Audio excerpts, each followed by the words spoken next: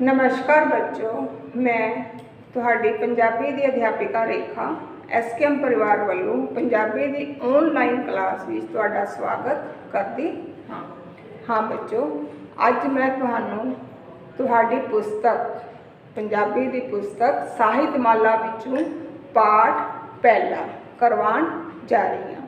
ਕਿਹੜਾ ਪਾਠ ਕਰਵਾਉਣ ਜਾ ਰਹੀ ਹਾਂ? ਪਾਠ ਪਹਿਲਾ। पाठ का नाम की है समा। ये एक छोटी जी कविता है। कविता के रूप में पाठ दिता हुआ है। वैसे ये कविता भाग ही है, पर कविता भाग है जी समय कविता। यह एक छोटी जी समय उत्ते कविता है जिनकी व्याख्या तुहानू प्रसंग साहित में व्याख्या तुहानू करवाऊँगी तो समझाऊँगी। पर इन्हां दे इस कविता के कवि का नाम की है भाई वीर सिंह। कविता के कवि का नाम की है भाई वीर सिंह। भाई वीर सिंह नू आधुनिक कविता का जन्मदाता भी कहा जाता है। देखो आ पिक्चर देखो, पहला देखो पाठ। पाठ की है पहला समा। ये जो पिक्चर है ये किंदी है? भाई वीर सिंह जी की। किंदी है? भाई वीर सिंह जी की। भाई वीर सिंह जी का जन्म 5 दिसंबर 1872 ईस्वी नू जिला अमृतसर विखे होया। इन्हां दियां पंजाबी कविता का इन्हों आधुनिक पंजाबी कविता का इन्हों मोढी कहा जाता है या जन्मदाता भी कहा जाता है। इन्हां दी कविता विचारवादी है अते गुरबाणी नाल प्रभावित है। इन्हां ने राणा सूरत सिंह, बिजलियां दे हार, मटक हुलारे, सुंदरी आदि रचनावां दी आदि पुस्तकां दी रचना की। फिर इन्हों दिल्ली साहित्य अकादमी वालों इन्हां दी पुस्तक मेरे साइयां जियां वालों इन्हों पद्म भूषण की उपाधि नाल इन्हों सन्मानित किया गया। इसी कवि की जान पछाण। ठीक है, तो चलो हुण आपां कविता पढ़ते हाँ, फिर कविता बारे लिखते हाँ, समझते हाँ कि समा किस तरह की यह कविता है तो अपन किस तरह वो सचेत कर रहा है। कौन कर रहा है सचेत? समा। तो देखो समा। रही रही वास्ते, रही रही वास्ते घत, समय ने एक ना मनी। रही वास्ते घत, पहले मैं सिर्फ कविता रीड करांगी, फिर बाद में तुहानू इन्हां दे अर्थ औखे शब्दों के अर्थ समझावांगी। रही वास्ते घत, समय ने एक ना मनी। समय ने एक ना मनी। फड़ फड़ रही धरीक, समय खिसकाई कन्नी। फड़ फड़ रही धरीक, समय खिसकाई कन्नी। किवें न सकी रोक, अटक जो पाई भन्नी। अटक जो पाई भन्नी। त्रिखे अपने वेग, गया टप बल्ले बन्नी। हो अजे संभाल इस समय नू। हो अजे संभाल इस समय नू, कर सफल उड़दा जांदा। ए ठहरन जांच ना जानदा, लंघ गया न मुड़ के आंदा। ठीक है, यह ठहरन जांच न जानदा, लंघ गया न मुड़ के आंदा। तो देखो एक छोटी जी, देखो एक छोटी जी उदाहरण वाले देखो। एक ही है, एक कड़ी है।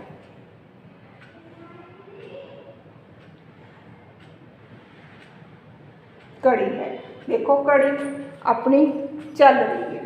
कड़ी की है? चल रही है।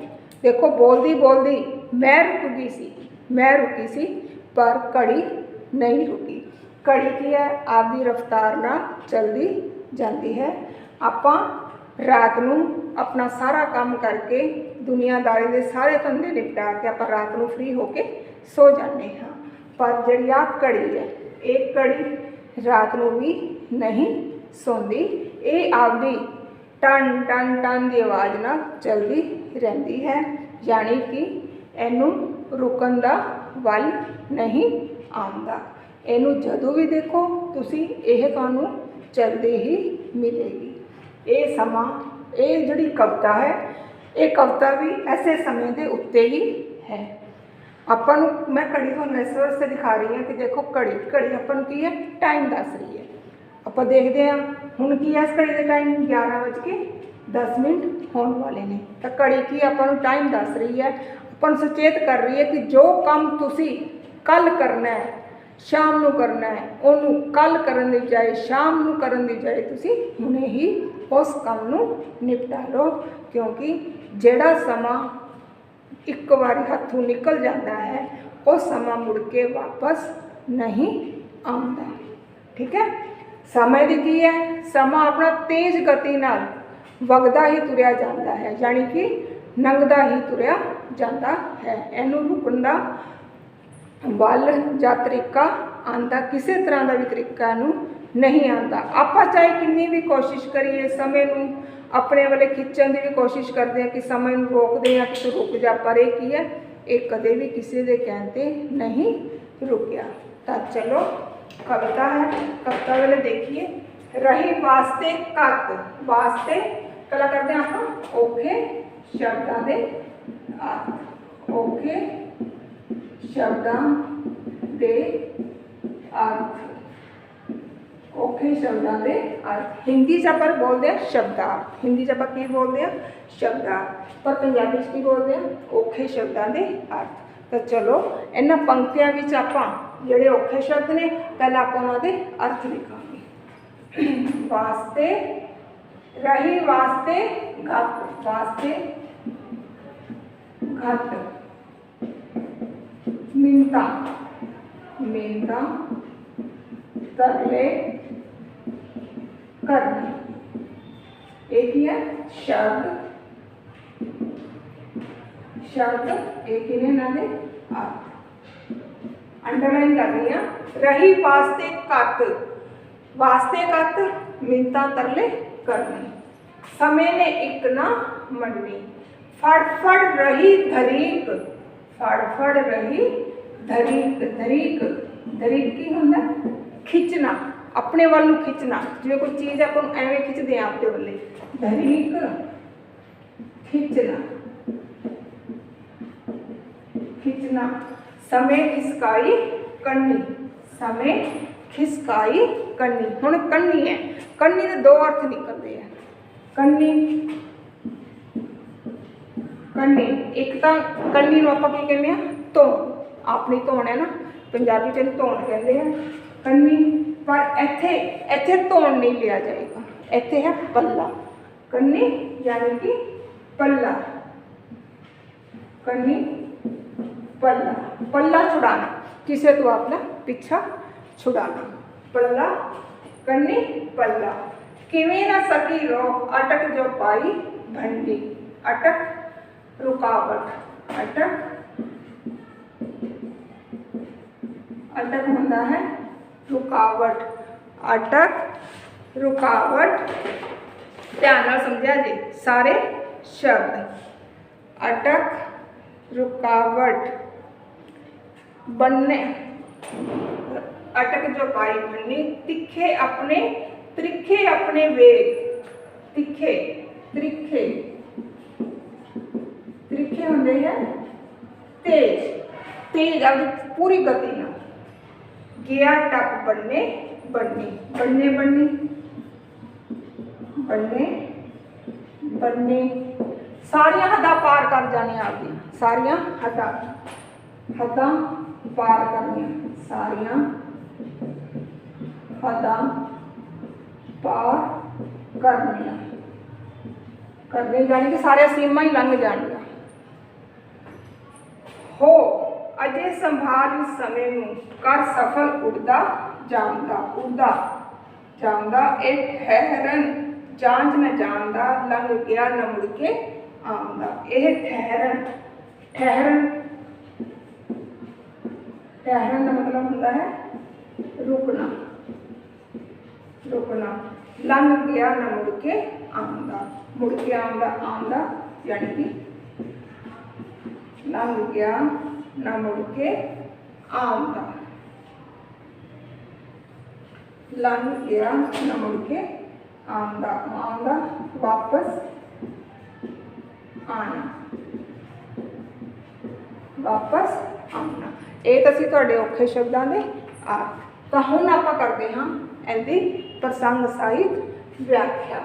ठीक है, इन्हां दी की करांगे आपां प्रसंग सहित व्याख्या। थोड़ा थोड़ी इधर साफ कर देंगे आपां प्रसंग सहित व्याख्या किवें करांगे आपां इन्हां दी शुरुआत एवें करांगे आपां। पहला सब तो पहला की लिखांगे, सब तो पहला इस कविता दा लिखांगे प्रसंग। की लिखांगे प्रसंग। प्रसंग किवें लिखांगे, ए सुंदर, यह सुंदर अते सरल, सरल सतरा, सुंदर अते सरल सतरा। सतरा यानी कि हिंदी सतरा की बोलते पंक्तियां, की बोलते पंक्तियां। तो इनू पंजाबी की बोलते सतरा। ये सुंदर अते सरल सतरा साडी पंजाबी दी पुस्तक साहित्य माला विचों लईयां गईयां हन। इस लईयां गईयां हन इस दे कवि दा नाम भाई वीर सिंह जी है। ठीक है, हुण करांगे व्याख्या। इस विच कवि भाव इस विच कवि समय दे महत्व का वर्णन दसदा है। व्याख्या हुण आपां करांगे व्याख्या। की करांगे व्याख्या। रही वास्ते घट समय ने एक ना मनी। कवि कह रहा है, कवि कह रहा है कि मैं समय अगे बड़े मिन्नतां तरले कीते, समय अगे बड़े मिन्नतां तरले कीते कि ओह रुक जाए, पर समय ने मेरी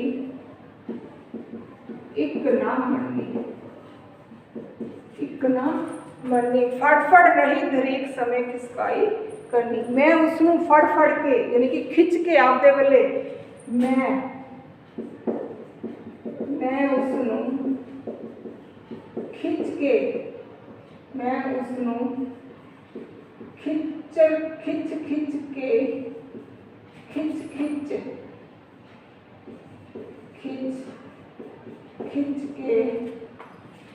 खिंच के रोकने की कोशिश की, पर वो मैथों अपना पल्ला छुड़ा के लंघ गया।